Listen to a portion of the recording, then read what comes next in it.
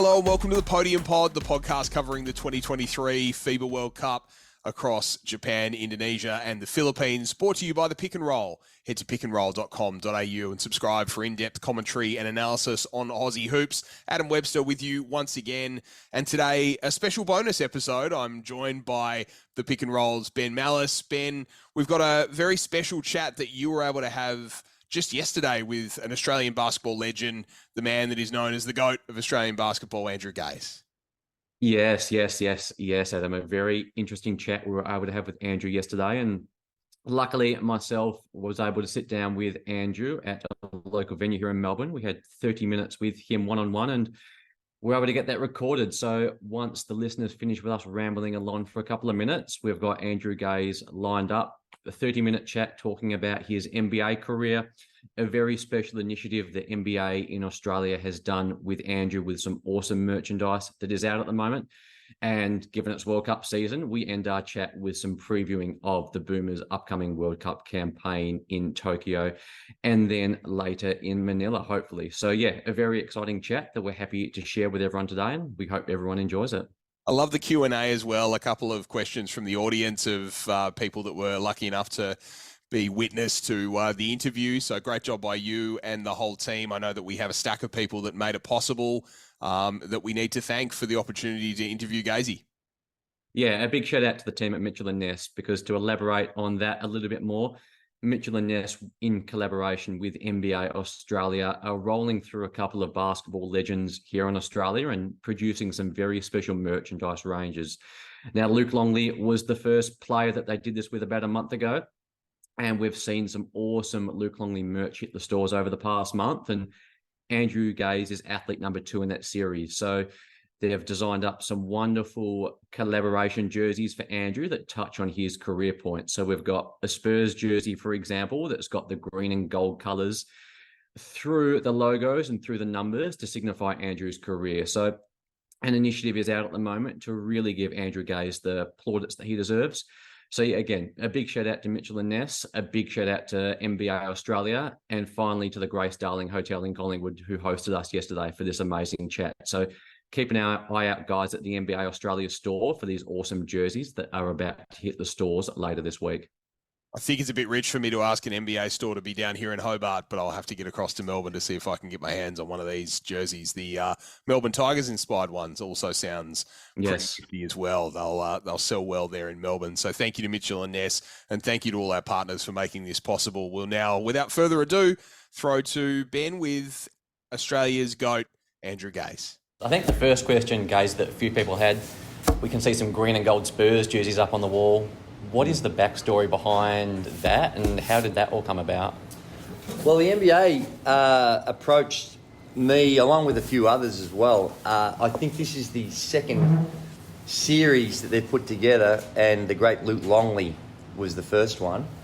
And they asked if they could theme up some Spurs jerseys in what I'm more renowned for, and that is playing for Australia, and also with the Melbourne Tigers. They got the red and gold version of it, and each of them's got a little symbol. Like on the Australian jersey, there's the Olympics that I competed. When I say Australian jersey, the Australian Spurs jersey, the hybrid. Yes, and same thing like on the red and gold one.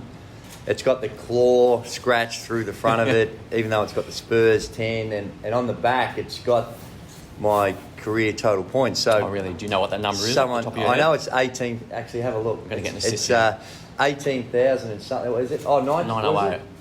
18,908. Yeah. So a lot of people may look at that. What's this? What do these numbers represent? But that is representative of my career points in the NBL. Okay. So they've tried to theme it that way. When they first spoke to me about it, I thought, and I don't know if there's one here today. We've only got the green and gold and the red and gold, or red and yellow. But they were talking about doing a blue one as well for the Seton Hall Pirates. So I don't know if that made the cut. I don't know if that made the cut, but they were doing a Spurs jersey in Seton Hall Pirates colours as well. So that was the idea behind it. I'm incredibly humbled and feel honoured that they would think that this is worthy of putting into the offering. And the packaging on they've got I think they're limited edition ones, and the way in which they do the packaging with the box and that type of stuff, it's really nice. So I'm very humbled and grateful that they think that it's worthy of being included in their this theme that they're running with Australians that have had some experience in the NBA. You mentioned Seton Hall and San Antonio, and I heard you talking before about when you started, there were not hundreds and hundreds of Australians in America like there is now. No. What are your early recollections of landing in the US as an Australian without this blueprinted pathway that we've got now? Yeah. Well, I'd been to the States a few times and played a number of exhibition games in the States against college teams. So I'd had experience of going there since about 83. Started going with either the Melbourne Tigers or the Australian team, and we'd go over in the pre-season of college programs to give them an exhibition game. Now, they don't allow those tours anymore. They don't allow veteran club teams to do that, but back then it was an exciting time for us because we'd get to go travel the United States and play against some of the top college teams, and it was a tremendous experience. And if you look back in the history of Australian basketball and its development, those programs seem quite small and sometimes you question the relevance of it. But for me personally, and I think for the sport as a whole, those opportunities for international competition, albeit against collegiate younger players, was very, very significant in the evolution of our game and us getting exposure to different styles of play, different coaching methods, all those things we were able to learn from having those tours. And even to this day, I think international competition is something that we desperately need. Unfortunately, most of the time these days it's us having to go overseas, but we still see international teams wanting to come here. We've got the series coming up with Venezuela and Brazil and South Sudan coming here. So those types of programs are invaluable to continuing to grow the game. I'm just interested, like Ange Postecoglou is someone that's in the news at the moment for doing a lot of great things in soccer. And I heard an interview with him last week, and he was talking about growing up in Australia, playing a niche sport. And at the time, his hope one day that soccer, in that case, would turn into a massive sport in Australia.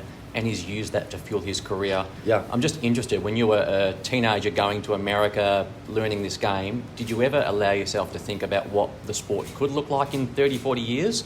Or was that just out of sight, out of mind at the time? No, I had a very positive outlook and understood what the goal was. And I think the parallels with soccer are very closely aligned. But for me, because of my dad in particular, he was the one that had this vision about what it could be and what impact it can have on the sporting landscape here in Australia and the opportunities that it can provide at all levels, not just at the elite level, but for participation and the joy that it can bring from just having a sport and the values associated with the sport, and how that can make a contribution was something that I was acutely aware of. And in fact, I don't know life without being acutely aware of it because of my dad's role and what he was trying to do to propagate the sport. So I think that when I was starting into senior basketball, there was always the hope, but I never envisaged ever being a professional athlete because of the sport that I played and the opportunities were there. Thought that, there might be other ways through the sport you could derive a living from it, but never I think just purely from playing the game that you're going to be able to be fully professional. And it kind of happened pretty quick. Throughout those 80s, we went from being rank amateurs to semi-professionals to close to full professional in a period of 10, 11 years, which in the big scheme of things, I think is indicative of the tremendous job the sport did in growing the game and exposing the game and getting influence from external sources in order to provide growth, both growth in the development of facilities in the game, but also growth in the professionalism of the players that are actually playing it. So it was a really, really quick turnaround from, I wouldn't say the oblivion, but relatively obscure to quite popular, happened in a quick period of time. And for you landing on the Spurs in San Antonio was that professionalism piece happening in the US for the first time. What were those days like for you? Again, there weren't 15 Australians in the NBA like there is now. What was it like for you actually getting into the NBA and experiencing that up close? Well, my first experience in the NBA was not with the Spurs. It was with the Washington, well, they were called the Bullets. That's how old I am. They're now called the Wizards, but back then they were called the Bullets. And that came about, I don't even know how it came about. It came because in the early 90s, you didn't have the internet. You didn't have highlight clips of everyone, and the exposure that you were getting was very limited. For me, it was a bit different because I'd had international experience playing with the Australian team. But the NBA was also going through a period where it was the start of internationalising the league. Back when I was playing I got an opportunity with the Washington Bullets. There was only a handful of players that hadn't come through the American system. And I was sort of a hybrid because I had come through the American system, albeit for only 1 year when I was at Seton Hall. So I was kind of a hybrid of it. And ironically, on my team was Georgie Mirasan, who was the 7'7" guy that was on the Bullets team at the time. So we were something a little bit different. There were some Puerto Ricans. There had been some other international players, but all of those, as far as I can remember, had come through the college system at some stage. So they were not these outliers where you don't have a lot of experience at the collegiate level or playing USA basketball.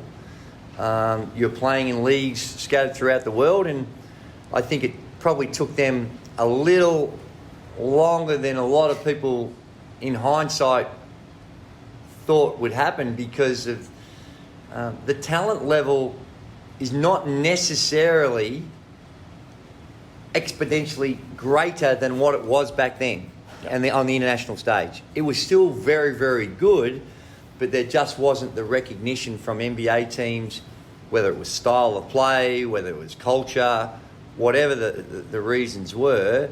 International players weren't getting as many opportunities back then as to what they are these days. Well, I think your career kind of brings that into mind for me because if I look at your skills on paper, combo guard, could shoot the ball, had a good secondary playmaking skill set. Do you sometimes allow yourself to think about what would have happened if you grew up like today? And I don't. I have zero regrets. I don't look at it and think of what could have been. I look at it more to think, wow, I can't believe the opportunities that I've been privileged to have. I think that there might have been different outcomes if I was coming through at a different time and a different era. But you could say that about any sport, really.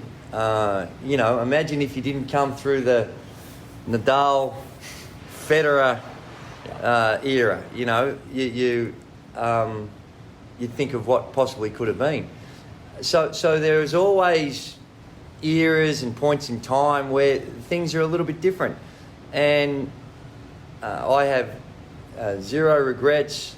I am comfortable in my own mind because of the very, very small experiences that I had in the NBA. And let's be honest, they were virtually insignificant in the big scheme of things, but they weren't insignificant to me personally. Yeah. When you're there and you're playing and you get to hang out with these guys, you get an understanding that a lot of times it's the right place at the right time. When I was with the Spurs, I was really old, relatively speaking. And I think that what it does, it gives you peace of mind to know that your competitive instincts and trying to compare yourself and think, was I good enough to contribute at that level? Now, my record in the NBA would say probably not. But, and maybe I'm trying to justify it in my own head, but I feel that with the right set of circumstances that maybe I could have played more, but I don't wish for any more. I don't think back with any regret. I don't lose sleep.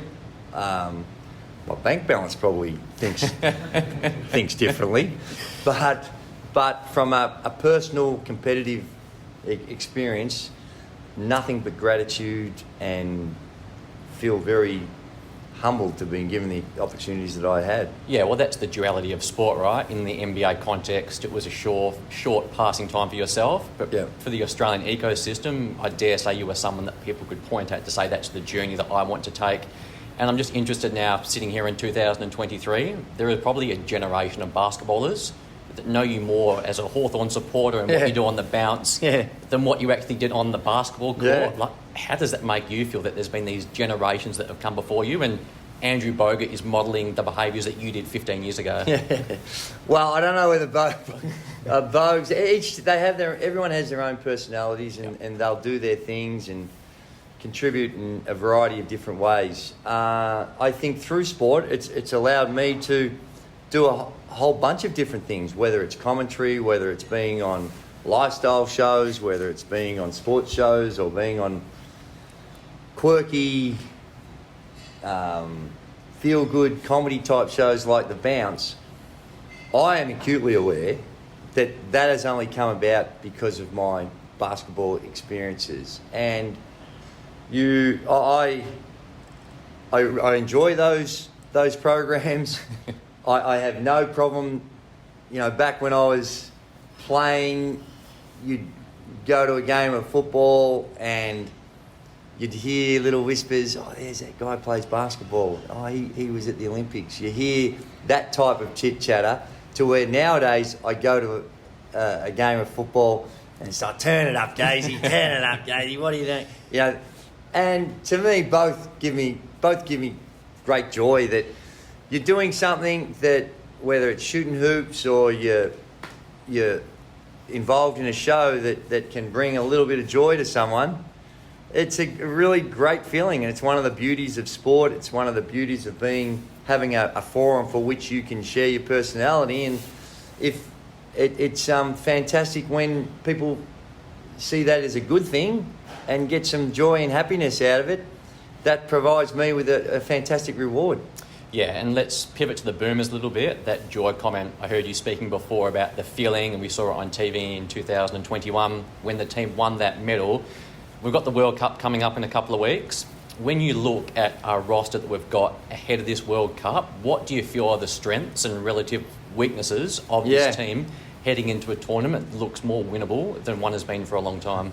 Well, if you look at our past 40 years, or 50 years even, of Australian teams and Australian basketball, there might be a glitch here or there, but by and large, the graph has been heading in the right direction. It is going up. This is a stock that if you invested into it 40 years ago, you're living large right now, because this thing has gone upwards the whole time, and even now, the trajectory may not be as sharp, but even when you compare back to 2021, I think it's still heading in the right direction.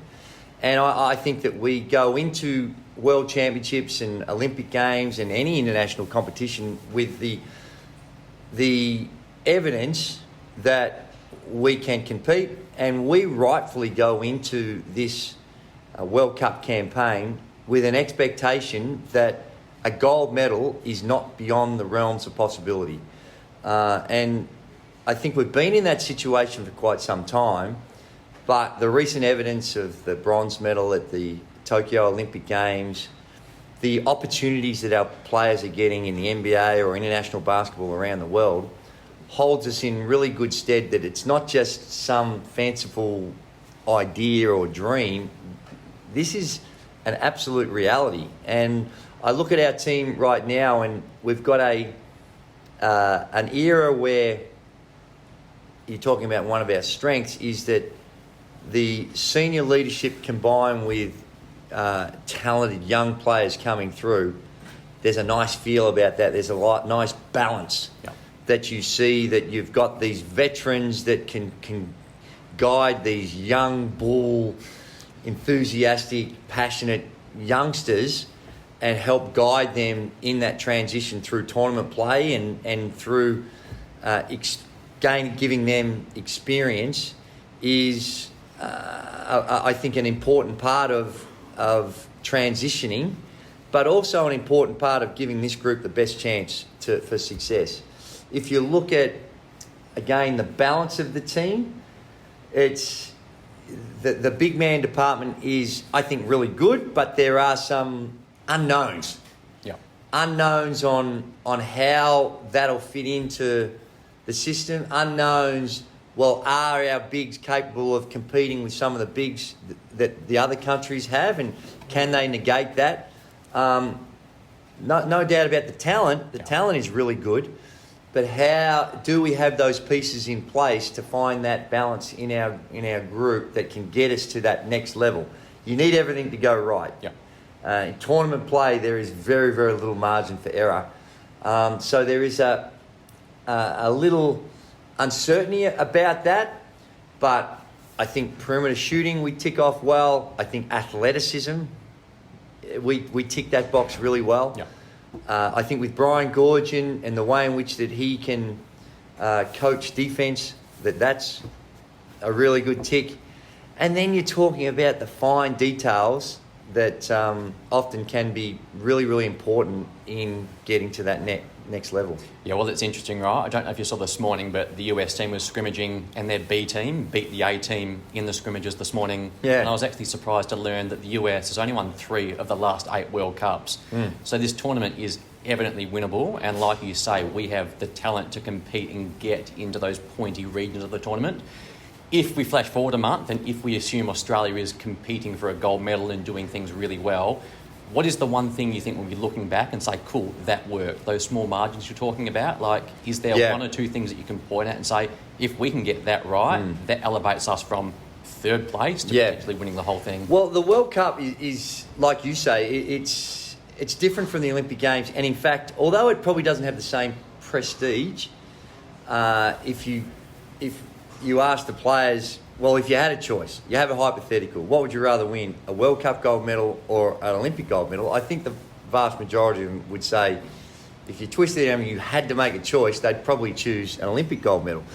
But in fact, to me, the World Cup medal is harder to win. There are more teams and more really, really good teams that qualify. So the depth of competition in the World Cup is a lot tougher than what it is at the Olympic Games. And the way the game is played these days, and I know that what you've got to do on the defensive end and the athleticism and the way in which you can stop teams is really important. But when you're at the Olympic game, the World Cup, and you're looking for those fine margins, sometimes it can come down to whether you can make or miss shots. Now that seems really, really simplistic. You think, well, of course, the objective is to put the ball in the hole. But a lot of times you can do everything right, play really well, but you just have those days where the shots don't quite drop. You miss a couple of free throws that at crucial times, like we did at the last World Cup. That was 2019 with Paddy, right? One free throw away from getting into that final. Yeah, and we're not in that situation with it, but Paddy, so we don't blame Paddy. No, of course. But what we do is it shows that those very, very small details and something as simple as just being a couple of percent better from the 3-point line, being really strong from the free throw line, and being able to score because of the nature of the way the game has evolved and the style of play these days, where it is very up-tempo, it's a lot of shots, it's a lot of work from the 3-point line. It can come down to just whether you shoot the ball well. Now, we're very fortunate. We've got some really good shooters. So hopefully that will hold us in good stead. But sometimes really good shooters have a bad day. And it's not like the NBA where you get an 82-game regular season, or the NBL, you got 30-plus games, and you've got a bit of margin for error. Every single game is like a final. And with the pools and carrying wins and losses over into the next pool, it is a lot of pressure, and how you adjust to that and how you work that in your favour, so when you're taking those shots, you're making them rather than missing them. It can be just a % or two here or there that can make the difference. And last one from me, personally for you, what's it like watching these tournaments? I know you commentate, so you've got some work commitments, but do you turn into a fanboy? Do you turn into a stressed parent? What are your emotions like watching these tournaments now? I'm very much, even though when I'm commentating the games, clearly still very much a fan. And I try to be objective and make sure that with the job I have and the job that I'm going to have at the World Cup for the first bunch of games, the pool games, I'm actually working for the international broadcaster, and I'm commentating in the pool that Australia is in. I think it gives me an advantage that I can provide some insights that perhaps some of the other commentators don't have. But and I will try to make sure that you respect the audience that you're commentating to. But then it kind of flips, because following those pool games, I'm then going to work for ESPN and to do the quarterfinals, semi-finals and finals, which are coming only to our broadcast, is only coming to the Australia market. And you still got to be objective, but you're allowed to be more of a fan and show excitement and appreciation for what the Australian team is doing, and hopefully will do, more so than when I'm working for the international broadcaster. Yeah. Cool, all right, that's it from me. Does anyone have any questions I'd like to jump in with?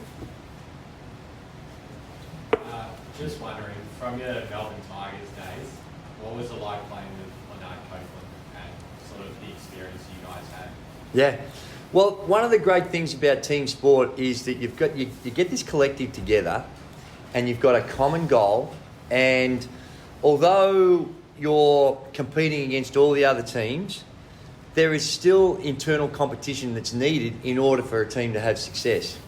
And I think that the great teams find that balance between building that camaraderie, but still internally having an intense, really competitive environment internally. So every time you're going to practice, it's a war.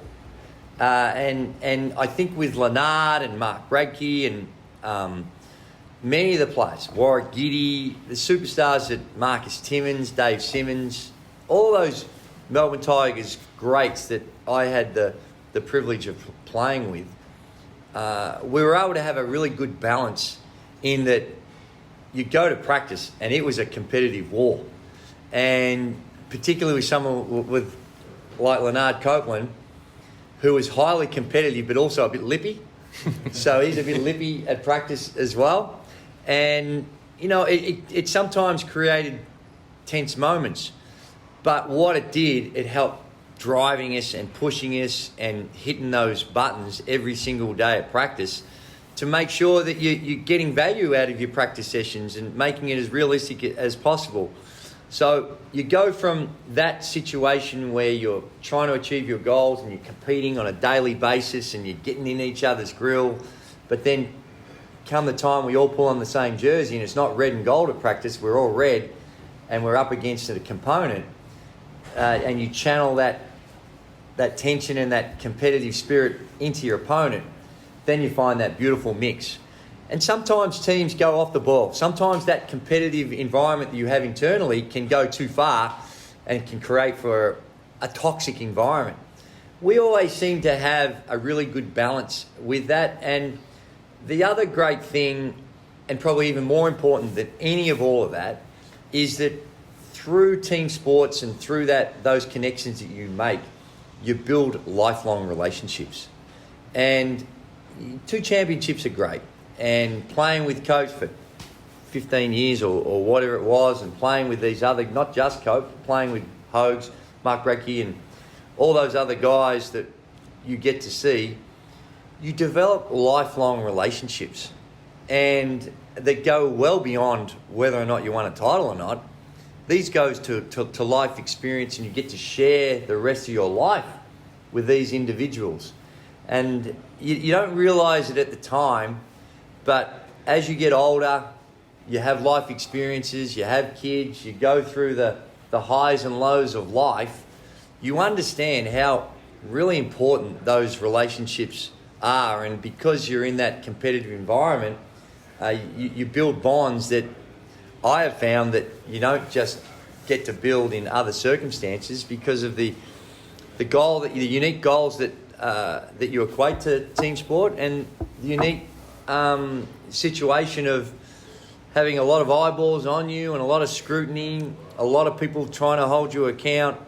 All those things are pretty unique to elite level sport. So it was I was lucky to come through with people like Leonard and many others that we found the right balance.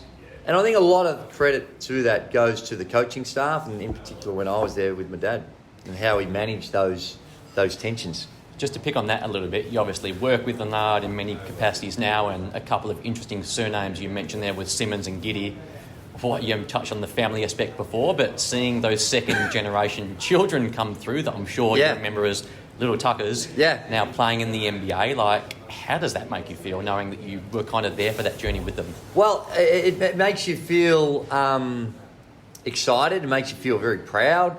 And it's not just those guys. There's another one, Dante. I played with Cecil, and unfortunately he passed away not too long ago. So it's that you ride life experiences, and you find yourself really barracking for those kids. You know, barracking for Ben and Dante and Josh. But you barrack for all the Australians beyond that. But it is a little bit different when you have those personal relationships. But beyond the personal relationship, it also brings about a great sense of satisfaction that the nation has done a great job of creating environments where players can develop their skills to play at the highest level. We've got incredible infrastructure now through Basketball Australia, the NBL, and all the state associations that put together programs and facilities that enable these kids to get there. For all the great DNA these players inherit, and it is superb when you think of Dave and Cecil and Wazza, they inherit a head start because of the incredible DNA that they get. But they still don't get those opportunities without the coaching, without the facilities, without the safety of an incredible environment, without living in a very privileged country. All those things are a part of the explanation as to why these young players get to such a high level and able to achieve so much. I've got two good ones. Yes. First one, Olympic tattoos. Do you have one? If so, where is it located? Olympics. I'm hoping it's lower back. Olympic what? Tattoo. Oh, Olympic Do you have tattoo. one? Right. No, I'm hoping it's lower back. No. And the other one is a memorable shot. Yeah. Keeps on repeating in your head. Yeah. What is that? Something that you remember every time. Yeah.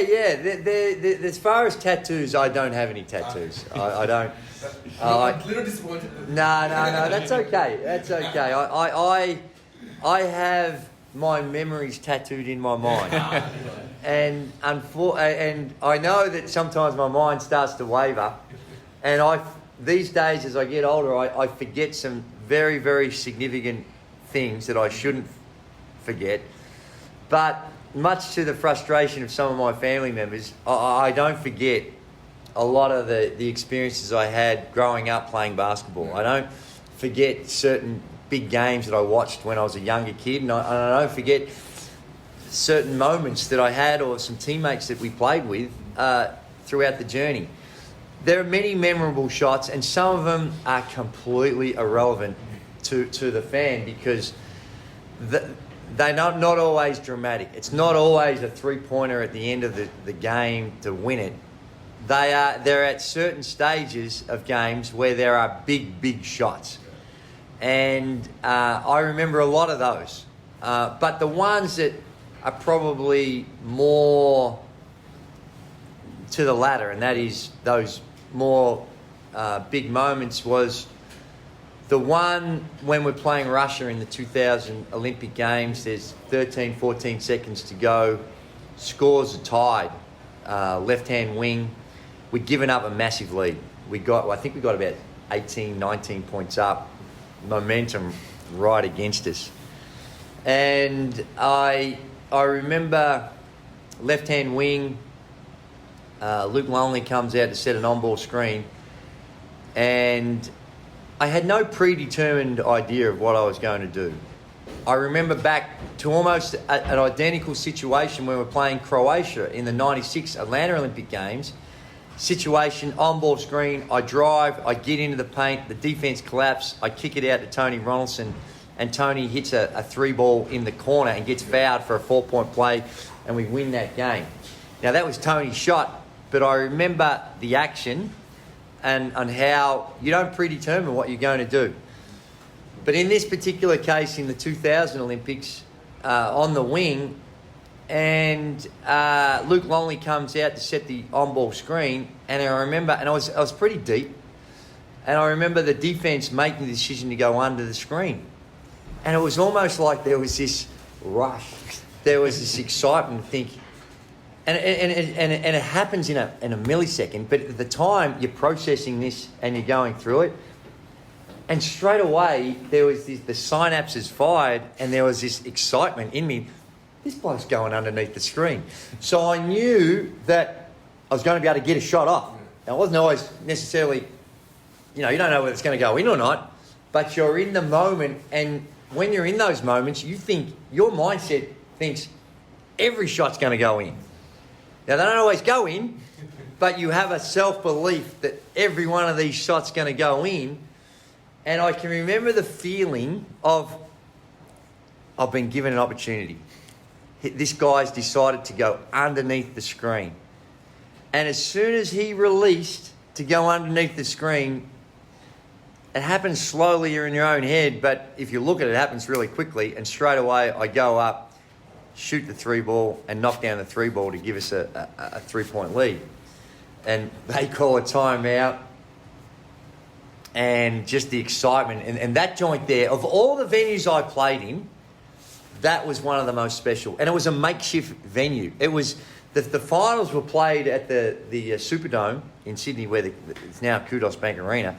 But the round was played in this makeshift hall that it was all temporary seating, and it held about, 7,000 or 8,000 people. So it was the loudest venue, and just the intensity, the Olympics, all those things. It was the best venue, atmosphere-wise, that I'd ever played in. And to knock down that shot, they called a timeout after the shot, and I can still remember going to it, and you can have a look at it. And it was a Leonard Copeland line. I remember we were all excited and high-fiving, and Brett Maher came up. And I remember saying to Brett, and it was a Leonard Copeland line that he used to say every week in, week out, every practice session, whenever he's making shots. He says, and when we're at practice, he always used to say, "Man, don't you have Foxtel at home?" Whenever because you see this on a week in, week out basis. And I remember when I was running over, and I had that thought of, Leonard in my head about what he'd say when he hit a big shot. And I remember Brett Maher coming up to me, and I whispered, Clearly, the Russians don't have Foxtel at home. And we went there and we ended up winning that game and going on to play off for a medal. But that was a big shot. And of course, I spoke about it a little earlier. You guys might not have been here, but a simple shot like the free throw in the '93 Championship Series, the free throw in that game there to seal the game. That's one I remember as well. And there are many others along the journey, but there are two that you or others might remember. Cool. Thank you. Well, I've got two questions. Yes. I know you said you had no regrets, but what is your biggest regret with basketball? And the second question is, out of the current crop of Australians, who would you drop everything to watch play? Right. Two questions. I'll answer the first one in that absolutely no regrets. Yeah. None. Zero, and there's not. But if I think back to opportunities that were presented before me, Yeah. and I went to Seton Hall University in 1989. Incredible. Went to a championship series. Unfortunately, we lost. And there was a difficult decision at the end of that game that cost us the game, an officiating decision. So that's one that sticks in my head of what could have been. Not necessarily regret, because we had no business when I signed on to Seton Hall did we ever think we're going to get to the championship game. Lucky to be in the right place at the right time and a really talented team. And things just came together for us. But back then, Dave Gavitt was the guy's name that was the commissioner of the league. And it was about a year after that. So I came back. I was hopeful to play another season at Seton Hall. Ultimately, it was deemed that it was probably not the right thing to go back. So I never ended up going back for another season at Seton Hall. But it was about a year after that, maybe 2 years after that. Can't exactly remember. But Dave Gavitt, after being with the Big East Conference as the commissioner, became, I don't know his title, president, general manager, whatever it was, of the Boston Celtics. And he was really close friends with my dad. And he called up my dad and said, I want to take a look at Andrew, bring him in, Boston Celtics, here it is. And now you're talking about Larry Bird, still running around. And, but there are no guarantees. But there was, because he was friends with my dad, he was sort of saying, listen, just come in. I reckon things will work out here. Come to camp, do those and try out. And I spoke to my dad. My dad was like, yeah, you should do this, you do this. But at that time there was this groundswell of things going on in Australia. The league was going great. For the first time in the Melbourne Tigers, we'd had a couple of winning seasons. There was all these great things happening here in Australia that I said, no, I'm not going to do it. I didn't want to go. I said, it's not, right now it's not for me. I got my life here. I'm part of this amazing journey that the entire sport's on. I've got this privileged opportunity that Barcelona's coming up. Australian team just won we played off for the first time for a medal in 1988. All those things combined that maybe it was a self-belief thing, maybe it was a whole bunch of things, but I often think back and think, well, what could have been, what might have been. So it's not a regret. I think regret's too hard a thing, but it's one that you think, maybe if I had my time again, maybe I might have taken a closer look at it. And that was such a long-winded answer. I can't even remember what to say. Out of the current crop of Australians, who would you drop everything to watch? Out of the current Australians, well, I'm a little bit different in that I enjoy style of play more so than individuals. Yeah. The NBA has been marketed forever and a day on the individual. Yeah. You've got to see this guy. And I was like that when I was younger. me and my wife, I went and called up Luke Longley when he was playing for the Chicago Bulls. I said, Luke, I need to see the greatest of all time. And I took one off season in November, but went over and hung out with Luke just so I could see 2 or 3 games in Chicago to watch the great Michael Jordan. Okay, so I wanted to see. He was probably the only real individual that I thought I needed to do something because I want to make sure that I get an experience of seeing it, such as the influence he had on the game. And with Luke being there, he got me good tickets. That's a bonus. And I didn't have to pay for them. So it was a win-win everywhere. So it was that was an example of what you're talking about of a player. But since then, and even now when I watch the NBA, there are certain teams I like to watch because of style of play. And with the Australian team, I think it's more the combination that we see. You know, the combination to see Joe and Paddy, and right now, how is that going to work with Josh and Dyson and some of the younger guys coming through? It's more style of play that I'll go out of my way to see than it is necessarily an individual player. And I think that we're lucky that we've got a lot of really good players that I can understand why individuals want to go, just because, like I was with Michael Jordan, there's probably a lot of Australians that they want to go see Josh. They want to be in the venue to see Josh Giddey or Dyson or some of those kids. And I do too, but just seeing them play makes more sense, I think, with the way in which the group collective plays, more so than just seeing them do some extraordinary individual things. Which franchises in the NBA do you like to play? Like what coaches, what schemes? You just mentioned a couple then. Which are those teams? I like the Golden State Warriors. Their ball movement. Steph is a freak. The way in which they combine system, they run action that you think is finished, but no, they'll go to another action and then another action, and it's always the constant moving, and of course the 3-ball. You know, in many respects, they've hurt the game because they do it so well in a system that's often really good to watch. And then others do it just coming down, jacking up threes.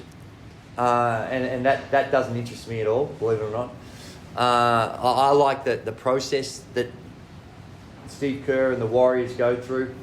Certainly we've seen over the years with Pop, with the system that he run, and valuing passing just as much as scoring. The way in which you value a pass is important. I think with some of the sets that you see with Eric Spoelstra and the Miami Heat, I really enjoy that. What I think has happened, mainly because of the 3-ball though, and these NBA, they refer to their team as franchises, and it's almost like they've taken the franchise tag to the nth degree in that their systems are so similar. Yeah. You know, they're in different jerseys, but the style of play, it's like there's this one style of play that everyone's playing, pace of play is similar right throughout. And it's you respect the athleticism, but there is a familiarity about the way in which they all play. You might see a different wrinkle here, a different set here, those types of things, but the overall style of play is so similar with each team. And when you see different little things, they're not radically removed, but you see little things in certain teams that do things a little bit differently. That's what excites me. Yeah, the game is so homogenous now. It's the Daryl Morey analytics. Again, we can go into this for ages, but would you support the 3-point line getting extended or taking away the corner threes in the NBA? Like, would you support tweaks like that to, like you say, make a low post bucket, for example, more analytically supported? I think that the 3-point line is the right thing. I think I may be old school, but I still think, and I'm not trying to argue against the analytics, But I still think the processes that you can go through in order to get shots or play a certain way, I still believe that you can do things differently and have success. Very few would agree with me. And I understand the challenges that coaches have these days because of the way in which players want to play. And that's part of the battle. Convincing players and getting them to buy into different systems is not easy. Yeah. But I still believe that there are other methods that can be just as successful that don't necessarily contradict the analytics, but they go about it in a different way. Now, that may probably need more than our 2 minutes here to explain that in more depth, but I think it's I think the three-point line is great. I think the NBA three-point line distance is great. But how in which you utilise the three-point line, I think, and the processes you go through to get an understanding of what type of shots you get is the key. Right now, it's get to the rim and either get fouled and go to the free throw line or finish at the rim or shoot a three. Threes and dunks. So that's what everyone's trying to do. But I still have faith that there are other methods that can be just as successful. But it's going to take someone courageous to do it, because the minute you try and do something that's not that, they think you're trying to defy science. Yeah. And I don't think you are. Hey, I believe in global warming. I believe in the science. Don't get me wrong, but there is I think there are other ways in which you can enhance the science. Yeah. Well, I think we can go on about that for days, but I think we're getting the wrap up. So thanks for coming down, Andrew, taking the time. Luck. We all appreciate it, and all the best with the World Cup and the appreciate travels. it. Hopefully you enjoy the little sign box that we got here. Thanks so much. Great, good work. Thank you. Thanks for coming, guys. Well, there you have it. Our very own Ben Malice with Australia's basketball GOAT, Andrew Gaze. This has been the Podium Pod, the podcast covering the 2023 FIBA World Cup, brought to you by the Pick and Roll. Head to pickandroll.com.au and subscribe for in-depth commentary and analysis on Aussie hoops. We will be back in just a couple of days with the very first of our group previews. Group A and B first on the agenda on the Podium Pod. Thanks so much for listening, and see you again next time.